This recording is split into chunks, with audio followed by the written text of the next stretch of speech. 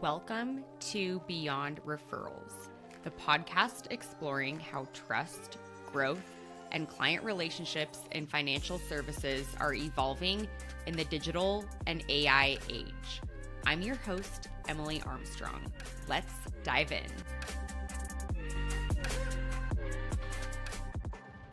You guys, I am honestly just so grateful for the caliber of guests who have come on this show. And today's episode is not going to disappoint you. I sat down with my new friend, Adam Swerdlow, and we talked a lot about just candidly what it's like building something behind the scenes. And Adam was a Northwestern Mutual advisor turned COO of The Chosen. And now he has his own consulting company called Alpine Consulting.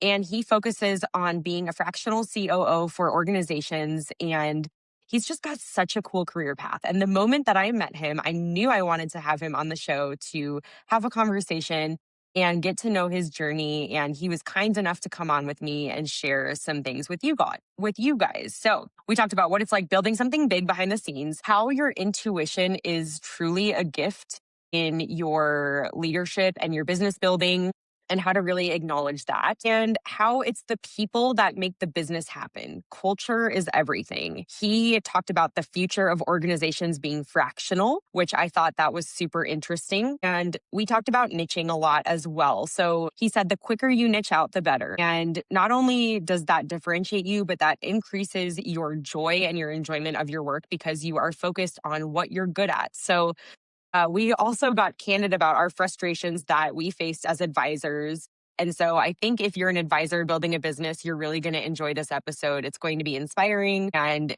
you're going to learn a few things too. So make sure you give this one a listen. Reach out to my new friend, Adam. Thank him for being on the show. Can't wait for you to hear this one. Hey there, guys. Welcome back to Beyond Referrals. I'm really excited for this conversation that I'm about to have with my guest. So this episode is going to be a little bit different, and that's exactly why I'm excited for it.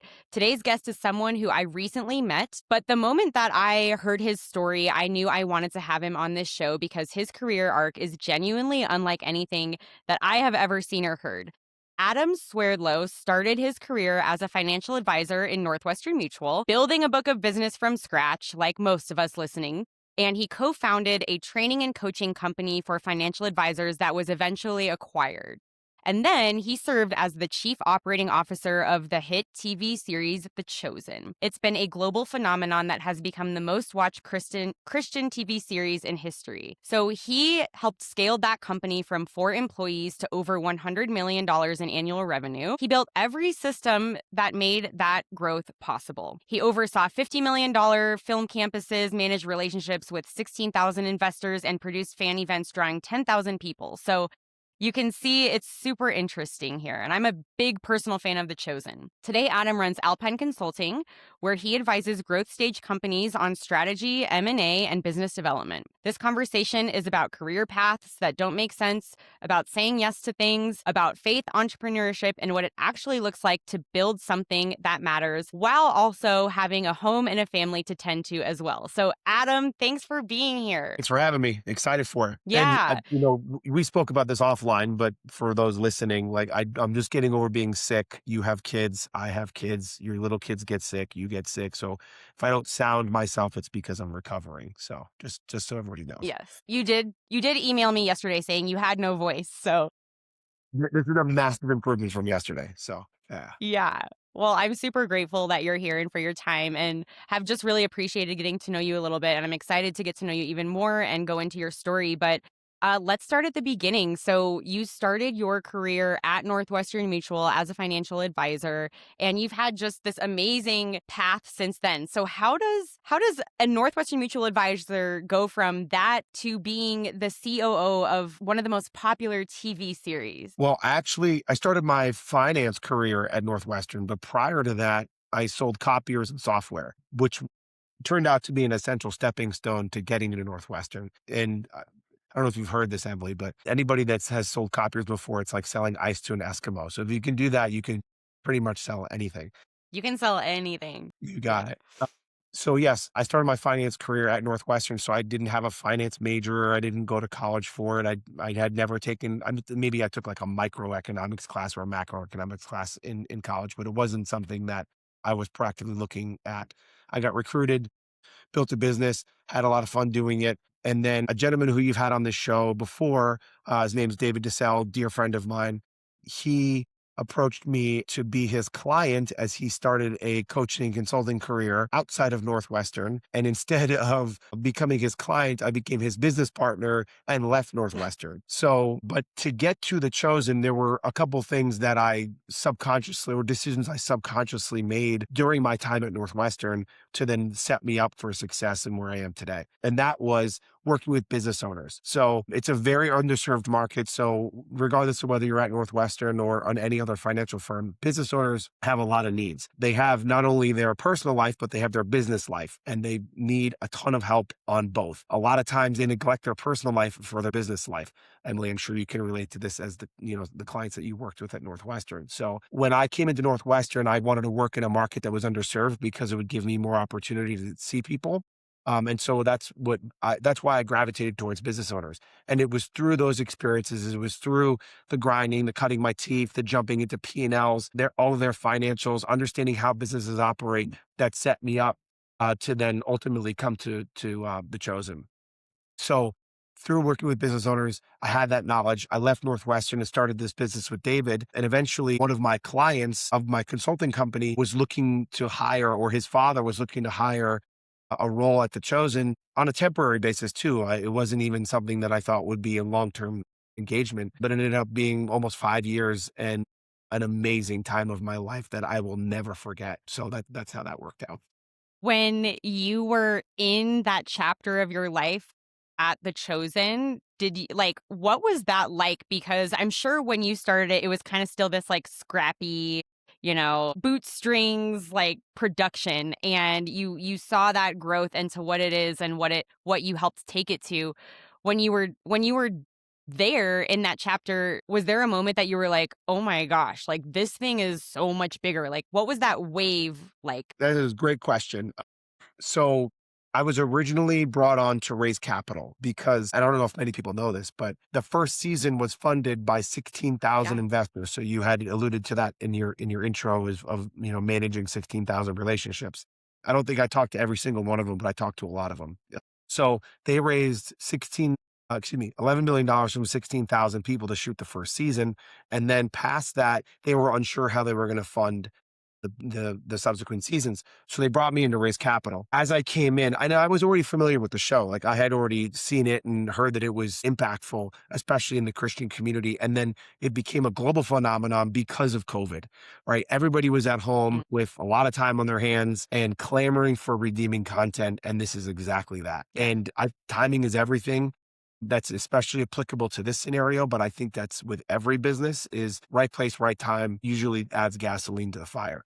So we were creating redeeming content at a time that people needed redeeming content and had the time to watch the content. So I did. as I I got in needed there, it. you needed it? Okay, good. I'm glad to hear Yeah. that. And people still need it to this day, even though obviously we're recovered. I hope to say that we're recovered from COVID. People still need this content, and it's spectacular. They're actually shooting season 7 right now in Utah, which is where I live. They're shooting about an hour from my house right now, which is super cool. So I realized that this needed help as I started to build this capital raise. The other guys that were involved in the project were the founders. Two of them were part of the business. The other two were kind of more of on the sidelines. They weren't, operational on a daily basis. The two founders that were involved on a daily basis were the director of the show and at the time, the head of marketing, right? There was nobody kind of, as I described, the Wizard of Oz behind the curtain, pulling all the levers, right? And so Mhm. I thought to myself, I took a look at the success that the show had had before, before my arrival. And in order to maintain that success and sustain that success, it needed somebody to jump in and do the dirty work and roll their sleeves up. That's the reason why I just wear short sleeves. I don't have to roll them up. They're already rolled up, right? It's summertime Permanent here no in Utah. sleeves. Exactly. Well, in the wintertime, they come down. So it was through building a capital raise that I realized that in order to continue to grow the company, someone had to step into these roles and get in the trenches and do the dirty work to build the organization. And I'm happy that I made that realization because I don't know that we would have had the same success if that hadn't happened. So it was just intuition. It was a gift that I was given, I believe, from God that ultimately helped me to see what needed to be done to continue to show this amazing content to the world. Have you ever had experiences where you've gotten to see and hear of the impact that the show has made on people's lives? Like, All the time.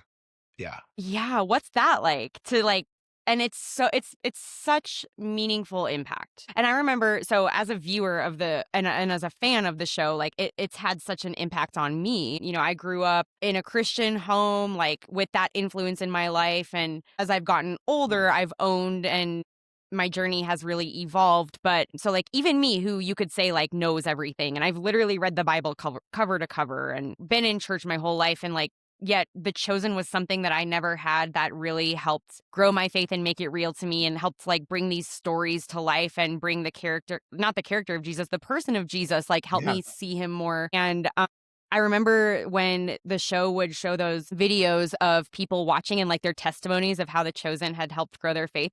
I would just cry every single time and be like, wow, this. And I remember thinking like this show, this media is having such a positive impact. And I love what you said about like, I forget the word you said, but positive, encouraging media, because we need more of that, like for real. So yeah, you shook your head. Yes. Like I've seen this impact. I've heard of it. Tell me some of those stories or those moments that stand out to you. Well, to this day, I still wear my Chosen hat when I fly because it Starts immediately conversations. Immediately. Well, Yeah. if you know the show, it usually does. And so the merchandise existed before I came to the organization. So I want to give props to Daryl Eves, who's the one that created the merchandise for it, because he created a viral moment for years to come, where when people see you wearing any Chosen gear, like they'll automatically come and talk to you if they've seen it, if they're a big fan of it. So I still wear my hat to this day. I get comments of, I love that show. And when I tell them that I worked on that show and I was the chief operating officer, man, the tears start flowing.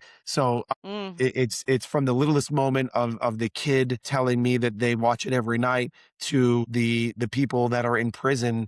Yes, I've had conversations with people in prison about how the show has Mhm. impacted their life. It's all, I mean, it's all amazing to hear for me. It never gets old. It's funny, we joke about this in other contexts, but if I had $1 million or if I had $1 for every time that I heard that this show has impacted someone's life, I'd be a very wealthy man. But that's not the point. The point is to glorify the kingdom. I think the word you were looking for is redeeming. So this content is extremely redeeming, and there's not a moment or time that I'm not wearing that hat, or that I'm wearing that hat, that I don't find somebody that comes up to me and it just mentions it in passing, and then we have a kind of a long-standing conversation. Not only that, but I monitored a bunch of different inboxes for The Chosen, email inboxes. So there was info at Wow. thechosen.tv, partners at thechosen.tv, which is the investor inbox, and just to hear and see all the stories that came through those inboxes were extremely impactful. Unfortunately, I couldn't read them all, right? And I couldn't share them all. But if you're an avid watcher, and you see the live streams, Dallas, the creator of the show, will usually pick some testimonials out from the inbox to read them. Man, those are powerful. So it happens constantly. I'm so happy and proud of the work that we did, that it still impacts people's lives to this day. And I hope that will continue for the rest of my life. Yeah, it will. It's truly amazing. What was that like for you personally, like to be in that work where you're seeing these stories all the time, you're hearing of this impact, you're the one behind the scenes, like with your sleeves up doing some of this dirty work. Like, how did that form you as a person, as a business person, as a person of faith too? Well, I wasn't a person of faith until the show. Mm. So I had the privilege of sitting down at Dallas Jenkins and Amanda Jenkins' kitchen table back in late 2020.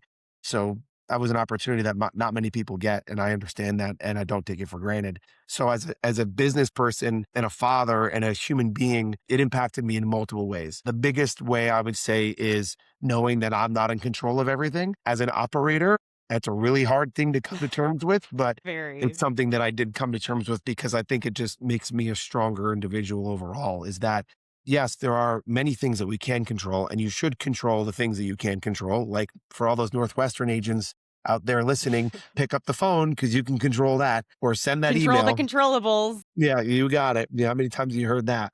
So many. And so, but knowing that there is this uncontrollable that you will never be able to control was extremely impactful to me. And then, unfortunately, it's too common these days that everything is profit over people. But I think, growing this organization, working for this organization, and then taking those skills to other organizations, knowing and building a culture around people actually matter. And it's the people that make the business happen, and pouring into that and being nutritious to their lives outside of work has made other organizations that I've worked with even better, because there is something beyond profit for businesses, even if your business is for profit and not a nonprofit. Mhm. Yeah. So going back to the control piece, Yeah.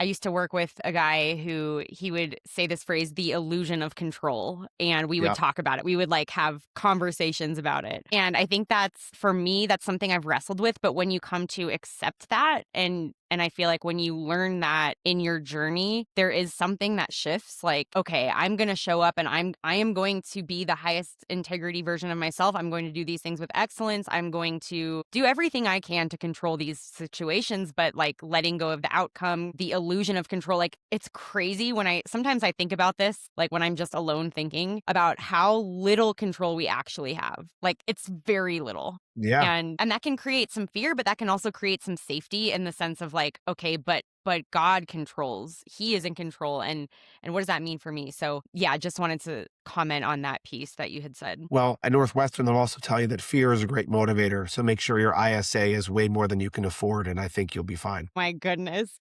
Adam, oh man, literally this week, this is funny. My husband and I, so this week, a few days ago, my husband and I sat down and we looked at our ISA. We're like, we need to cut this shit out. Like, we need to revisit this because it's very expensive. Yeah, I bet. I can only imagine. Well, for all those non-Northwestern agents, ISAs, I think it was insurance savings account. Is that what it stood for? Like Service savings or account. Service account. service. Yeah, service Yeah, account. Yeah. Yeah. So basically, that's how dude, you I pay love your it. premiums, is through there. Yeah. Yeah, I have a hefty ISA. It's like the second biggest after my mortgage. Mine's pretty big too. Most of it is disability, though, which I'm a huge believer in. So I will not be getting rid of that. So, I really want to get rid of mine. oh, really? That's, Don't do it. yes. Don't do it. Save it. Save it. Okay. This is my Yeah. sign to not get rid of it. Yeah. Don't get rid of that. Yeah. Okay. That's funny. So, okay, let's talk about what you're doing now. Yeah. So, yeah, just amazing. Like when I think about what that must have been like, and just yeah, they had at the airport, that just must be so amazing. It's fun to get to know that a little bit more. Yeah. But yeah, let's talk about what you're doing now. So, you own Alpine Consulting. You have clients in financial services. You do a lot of work in this industry, and you continue to do work outside of industry. But why don't you tell us a little bit more about what your work is looking like right now? So I call myself a portfolio COO. I prefer that over a fractional COO because I think it just sounds better. But I basically play the role for COO for a bunch of different organizations. I believe that the future is fractional. I think it works better for both parties from the organizational Can you standpoint. tell me more about that saying? The future is fractional Yeah. is that I think that a lot of companies need senior level executives early on, but can't afford them. And many of them will paralyze themselves by giving a massive salary to an executive, and they'll be paralyzed by that. But if I can pay a third as much for the same output and hire two more people inside or on a contract basis for either marketing or finance or whatever, you're getting three for the price of one, right? So I feel like the business world is evolving into hiring more fractional executives because it just makes more sense for the bottom line of the organization. And then as an operator, you should, and I learned this the hard way, like it's good to eventually be out of a job, because the idea is to set the systems up for others to take it over, and then you move on to the next thing. So instead of, and that's from an like internal employee's perspective. As a fractional COO, it's obvious that these engagements are finite, which is totally fine, but it gives me the ability to work and use my skills, my time, treasure, and talents across multiple organizations. And so this way they can get senior level help at a fraction of the cost. Not only that, but I say I'm widget agnostic because the standard business principles of a successful run business are pretty standard across the board, and I can always learn the widget. So like I'm working with an oil and gas technology company, I'm working with a finance company, I worked with a fractional CFO company, I'm working with a ministry. They all need basic principles of operations, but and then you can learn the widget along the way.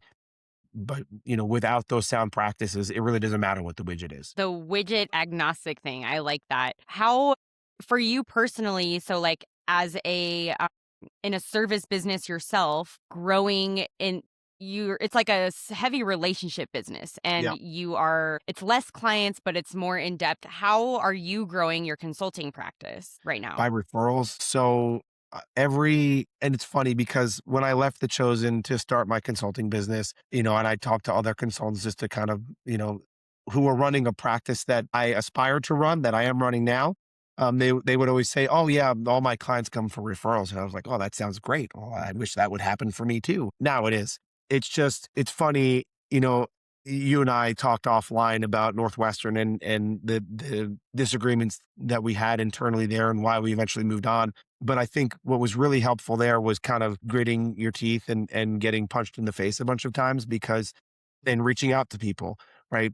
You well know the first thing you do when you start there, whether it be as an intern or a new FR, is that you're calling everybody that you know and sharing your story with them. And starting my consulting practice was literally the same thing with just more Right. experience under my belt. So I kind of just put Mhm. my Northwestern hat back on that I had taken off, I don't know, 8 years prior, and just reached out to people that I knew, shared my story with them, told them what I was doing. Obviously, having The Chosen on my resume, really helpful. And then people would eventually come out and say, "Hey, oh, I need that. I need that. I need that." And because of the breadth of things that I worked on for The Chosen, it gave me so many skill sets that are applicable to most, if not all, companies. Admittedly, the one thing that I'm the worst at out of everything is marketing. So I will always outsource that, whether it be for my own business or for the businesses that I operate. I will always hire a marketer or a fractional marketer in some shape or form. So referral based, but it takes time. Doesn't happen overnight. Believe it or not, I'm 41. It's taken a while to get here, but it was because of all the punches in the face and the teeth gritting that I did, 20 years ago was why I'm here now. Have my Northwestern hat on right now as well, Right. starting up my business again. And I often think I had this saying when I was within Northwestern. I was like, 1 year as a rep is like 7 years in a career. Like it's a dog All year. year. Yeah. It really is because the stuff you have to face every day, like people who have a job don't get kicked in the face like that every single day. And I I mean, I'm obviously so grateful for it because it's gotten me to like the industry and the niche that I have right now, but also the habits and the skills and the resilience and the tolerance for rejection, like those are all really positive things that I'm really really grateful for. So Yeah. yeah, well, that's fantastic, that you have the experience, you have the connection. So, my whole thing with advisors is I help them niche. And I came up with this formula to help an advisor, this works not just for advisors, this works for a lot of different use cases. But it's basically a formula to find your niche, whether you are a consultant or an advisor or someone who wants to start a consulting business. I'd love to get your take on this framework. And this came about from studying a handful of other frameworks that I researched both in the industry and outside the industry. And I created my own that has worked very well in the market that I'm testing it. And so I believe someone's niche exists in the middle of three circles. So, like, if I could draw you a Venn diagram, it'd be three overlapping circles. Yep. And the first one is a person's passion and expertise. So those are the things like, what are they really good at? What are the problems they love solving? What are the super nerdy books that they're reading? Like, for example, the books I read were all about marketing and content. And my husband would look at me and be like, I can't believe you read those books. And I would look at him and be like, I can't believe you read those books. He's a Sure. marriage counselor. And he's a counselor. So that's like your passion and expertise. Like, what do you love solving? The second circle is your relational connections. So who are the groups of people that you could pick up the phone and just be like, hey, I'm doing this. And they trust you, they know you, there's high credibility, high rapport, your foot's in the door in that circle. And then the third part of the Venn diagram is a market need. And I think this is the most important part of the framework and the equation. And yet the most underlooked part, maybe for advisors starting out, because they're really just taught to like go to market as, hey, I'm an advisor. This is what I do. These are my services. But yet that's so uncompelling. And I think it's very hard to grow with that approach alone. So the market need piece is, how do you take what you do, the services you offer, and tailor it really, really specifically to the pain points of the person or the people that you want to work with? And so myself as an example, like with WonderLab, this is how I found my niche in my business, where I said, I want to start my own business. I literally had people coming up to me and asking me for help with marketing, for help with this and that. And I was like, yeah, of course, I'm really good at this. So boom, passion and expertise. I was reading books, nerd books on this in the wee hours of the night. And then the relational connections. I came from this industry, I had 7 years of experience and relationships. A lot of people know me and like me. I could just call them, they would accept a meeting with me. And then I had the market need, where I was like, there's a really big gap between how advisors are trying to grow, and I want to solve that problem. And I have everything to solve that problem. And there is a need for it. So you can see how that's literally been my guiding framework for what my business has evolved into and what I'm training advisors to do with their clients. Does that resonate with you at all? And just what's your opinion and feedback on that? Well, yeah, I mean, as we talked about earlier, the reason I had the skills in order to do The Chosen was because I niched out, right? And I wish I had you to take me through that process. I had to kind of limp my way through that process to figure that out by myself. So thanks for taking so long, Emily, to create this. But You I found it think without me. I did. Well, I started my business at Northwestern in Connecticut, outside New York City, about 50 miles away, and everybody commuted into New York City. Financial advisors are a dime a dozen, so you have to niche out. And I Mhm. think that the quicker an advisor can do that, the better they're going to be. For the Venn diagram that you just explained, right? Especially if you're passionate about it, because if you're passionate about it, it doesn't feel like work to you, right? I'm sure when you sit down at Yeah. your desk there, it doesn't feel like work because you love what you do, and I'm there as well. I remember there were days that I hated what I was doing at Northwestern, but that was before I niched out. So I really started to enjoy it when I niched out. So I think you're definitely onto something there. And it's not something that is taught inside those four walls of Northwestern. They have the scatter shot approach. Just if they fog a mirror, you want to call them essentially. Are they living? Yes, that you get, you call them. So that definitely resonates with me, and especially so because I did niche out, because I knew how important it would be in order to accelerate my career in being a financial advisor in a very, very, very saturated environment. Yeah, 100%. And the more that I have, the deeper I've gone into this framework, the more relevant I see it across kind of everything, just with where our world is and with how people make decisions, how people research, and just with AI too. Like, you can't be a generalist. Like, who's going to take a call with you if you're a generalist with these services that are commoditized? And the other challenge is, literally today, I was looking at my phone and I was getting these calls from unknown numbers, and I love it now. I can just be like, tap to make them tell me who it is and what they're calling about, and I don't have to answer. And like, I was on a coaching group today with advisors I'm coaching, and that's a really, really, like, no one can reach anyone. So I think this niche equation paired with just diving into that, being an expert there is really, really important for, I think, anyone trying to grow a relationship business today. Well, I'm going to plug David DeSelle's business that now I'm a part of, called Wealth Reach. If you're an advisor Yes. and you're not using it, you need to sign up for it yesterday. I wish I Hmm. had it when I was an advisor, but they are kind of breaking through the wall that you just described, is not being able to reach people. That's the whole point of their business, is Yeah. is buyer's intent, finding people who are interested in what you're selling, essentially. So, It's so fun. As I was talking to him yesterday, I was like, and I know you're involved with all of this, so same mhm. to you. I'm like watching what you guys are doing, and I'm just going, they are literally monopolizing. They're creating a monopoly on the wealth management industry, like, and what tech is making possible and what AI is making Yes. possible. And I absolutely, you guys are disrupting the shit out of the industry. It's what we want to do. Yeah.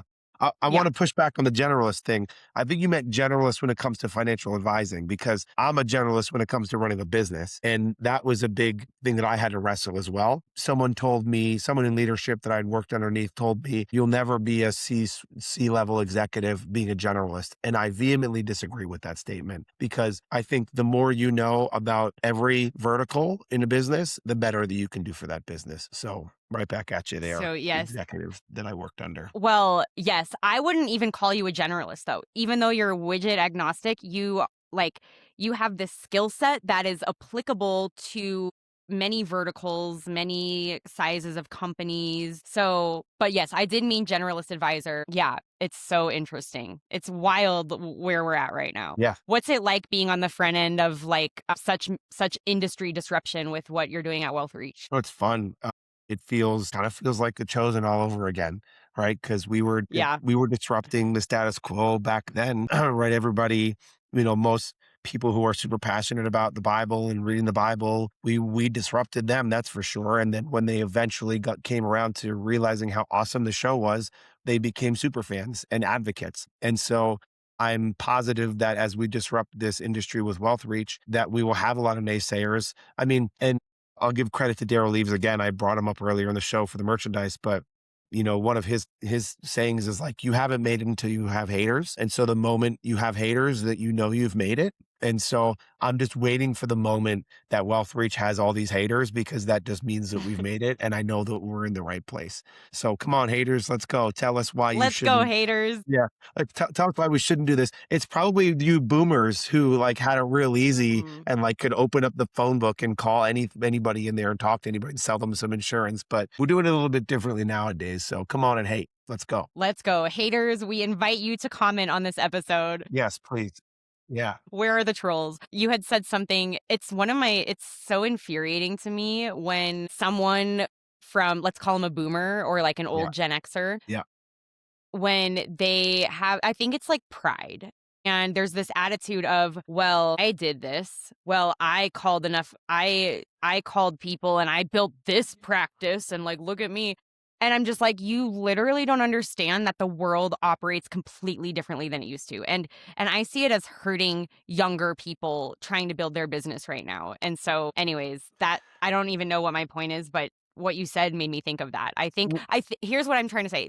Yeah. The resistance to the innovation happening and the disruption happening is going to cause organizational problems. Yeah. I mean, that's one of the reasons I left Northwestern, was Mhm. because they were not evolving at the speed at which I wanted them to. I shared this with you, but I'll share it for for the listeners here, is that when Calendly came out, we wanted to use it. And I did. I downloaded it immediately and signed up and started using it, because how frustrating is it, Emily, when you're like, does this time work? Oh no, well, maybe this time. Or how about this time? Or how about. So instead, I could just send you a link. You could pick a time on my calendar and you book it. And as somebody higher up at Northwestern, I hope you're listening. I know you guys have a calendar thing now, but you waited too long to release it. Is that it's pro business. That means I get in front of Mhm. somebody faster. That means I can sell them insurance faster, or an investment account faster. So why wouldn't you do that? The reason I was given and the reason why compliance shut me down was because they felt that someone on a whim would type their social security number into the kind of freehand box I on just the booking can't. page. I And so they shut it down. And so, yeah, I mean, this is going to disrupt the status quo, especially for these behemoths that are slow to innovate and move. And that's fine. I mean, they're pretty much digging their grave now, because unless they innovate, they're going to die and they're going to wither. Mhm. And then you told me when we had our call a couple weeks ago, it was like the Granum system. So that's the 10-3-1, right? It was a 10 meetings, 3 fact finders, 1 client. Is that what it is? Did I Yeah. remember correctly? Okay. That Yes, was it's built still in your brain. that was built in the 70s, right? 1963. Okay. So what is that, 50, 60 years ago? Yeah, I can't do the math now, but yeah, a long I time can't ago, right? either. This is before text messaging, this is before LinkedIn, it's before AI, way before AI. So like, yeah, something's got to change. And I'm glad there's people like you that are helping people realize that it has to change, because they will be paralyzed. And what I think is also funny is that the rest of the business world is totally on top of evolution and growing and innovating. But the financial services business is not because it's so heavily regulated. But Yeah. the art of calling somebody has to evolve. Yes, you still need compliance. Yes, you still need to be a good person and do the right thing for people, but you can evolve the way that you talk to people and the way that you reach out to people, the way that you market to people. So that has nothing to do with the regulatory piece of the business. So there's a great book. I think it's called "What Got You Here Won't Get You There." Someone at Northwestern needs to read that book. The head of compliance and the head of all decision making needs to read that book. Honestly, like how I feel is there's such high caliber people there. There's such like really incredible people in the field that I love working with. And I am like dedicating my business to serving them and helping them navigate this because I see the disadvantages that they have. And I'm trying to help them be competitive, adapt, lean into AI, lean into attraction, lean into marketing. And I'm just waiting for the day when it all changes over there.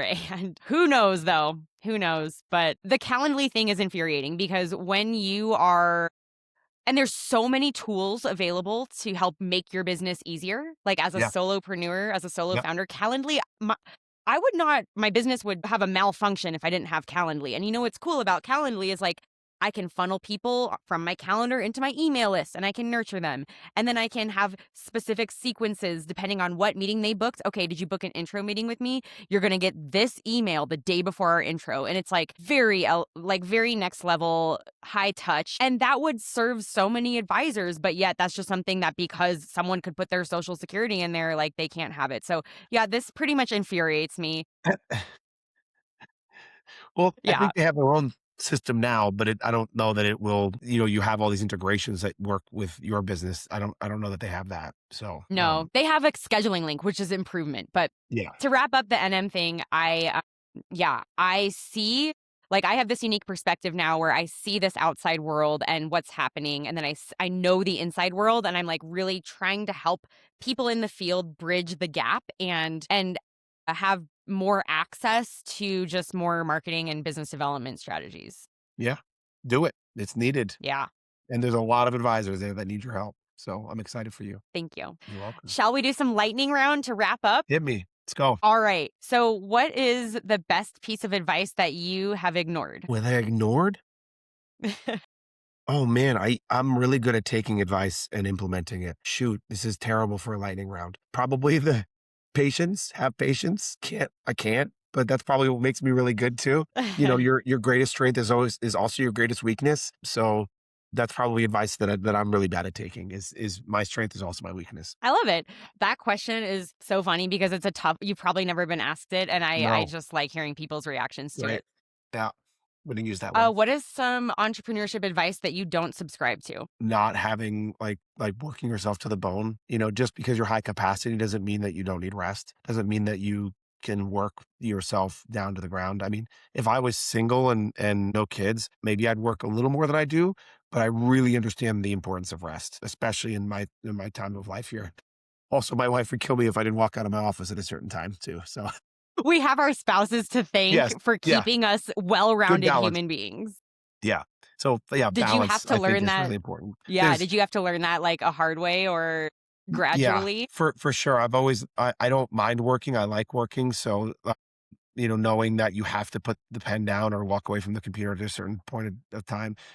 Having kids also helps with that because you don't want to miss the valuable time when they're young. Hmm. But yeah, there's so many like there's this grinder mentality and all of these social media accounts that talk about like working all the time, 24/7 and like how to max out everything. That can work. It has worked, but I think you're going to miss a lot of opportunities also because you're just maxing everything. So and at a certain point, like there's not an additional level of happiness that's achieved at a certain income level. You reach this income level and you're happy because you have everything that you could possibly provide. So what is working 20 hours a day going to do for you? Just get some rest. I fully agree with all of that. And honestly, those people, I look at them and I'm like, I don't think I'd want to be your friend. I don't think you're cool. maybe about 20 years ago. Yeah, but not now. Yeah. Yeah, not out. What are you excited about right now? Wealth reach. Again, it feels like grow, anytime I'm growing the company and like fixing problems and helping just alleviate people to do what I like to call their highest and best use, that's what gets me excited. So beyond wealth reach, it's just helping the other organizations that I'm affiliated with to grow and let them focus on their highest and best use. I'm a huge proponent of that, right? Emily, your highest and best use is not X, fill in the blank, right? Mine is not cold calling, right? So I won't do it. If I need to cold call, I'm going to outsource that. So outsourcing what is not your highest and best use will take you to the next level without maxing. Mm. Okay, I'm going to noodle on that. When you are not building your company and helping other companies, what does life look like? And I know you've got 3 kiddos at home too. Yeah. I have 3 girls, 5, 3, and 1.5. Beautiful wife too. So it's just being a dad, right? It's Hmm. being with them, teaching them, showing them the way, showing them hard work and rest. I'm a big fan of discipline. I'm not a quiet parent, or what do they call it? Gentle parenting. I don't do that. I And when don't I'm not, really buy into that either. no, absolutely not. Because their kids are feral. They'll run all over if you don't scold them. I'm a big skier. I live here in Utah, so during the winter we ski, hike, bike, all fun outside activities. But it's all family oriented now, just because I want to pour into my girls. That's awesome. Who is someone else I should have on the show? Man, I got a lot for you. You really want me to like go and tell you all the names? But I mean, I've Who's got. the first one that comes to mind? Were you looking for another advisor or just anybody? That's an interesting question because this is like a business advisor focused podcast. So that I have a Yeah. lot of content there, but then I also do some content that's like more like this, like entrepreneurship or just leadership focused. All right. His name's Christoph Hart. He and I worked together at The Chosen. He recently left. He left The Chosen, went on to another organization called Wonder Project. He recently left there to pursue his consulting business called Bell Hart. I think it's Bell Hart. Sorry, Christoph, if I got that wrong. I'm going to connect you after this call. You got to talk to that guy. Okay, amazing. Yeah. Well, this was such a great conversation. I appreciated your time and just your story. And it's really, really awesome to get to know you a bit more, Adam. And where can people go to follow your work and connect with you? So a lot of people were surprised that I did this on my last podcast that I've been on. I've been on a few of them. I give out my cell phone number. It's 203-233-2423. Again, 203-233-2423. Text me. If you call me and I don't answer, it's probably because I can't answer. You can check me out, alpineconsulting.co. alpineconsulting.co, or just text me and I'd be happy to talk to you about whatever. And I'll probably send you my Calendly link. So don't be upset about that. Don't put your social security in Adam's Calendly Oh, link. yeah, don't do that. Northwestern may come find you. But funny enough, people used to memorize my cell phone number in the Northwestern bullpen because of how many dials I would make and how many times I would leave that phone number on the people's voicemail. So It's like burned in their brain. That's yeah, so funny. yeah, yeah. Well, that Call just me. means that you Text were me. just hustling. You were really doing some good Oh work yeah, there. I had my dial sheet. I would mark it off. It was awesome. I still have a copy of it if you want it. Yeah. Let it remind you of where you came from. Uh-huh. You got it. Adam, Thank thank you for you so having me. much. Yeah. Thank you for having me. Hey, thanks so much for listening to the show. If this conversation resonated with you or you learned something new, make sure you follow the podcast so you don't miss out on future episodes. And do me a favor, like and subscribe and share this episode with a friend.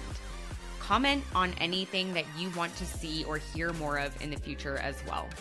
You can also stay connected by subscribing to the Wonder Weekly newsletter and connect with me, Emily, on LinkedIn at Emily Armstrong or Instagram, Emily Armstrong 2.0 for more insights on building modern client service firms. Until next time, keep on adapting, modernizing, and growing beyond referrals.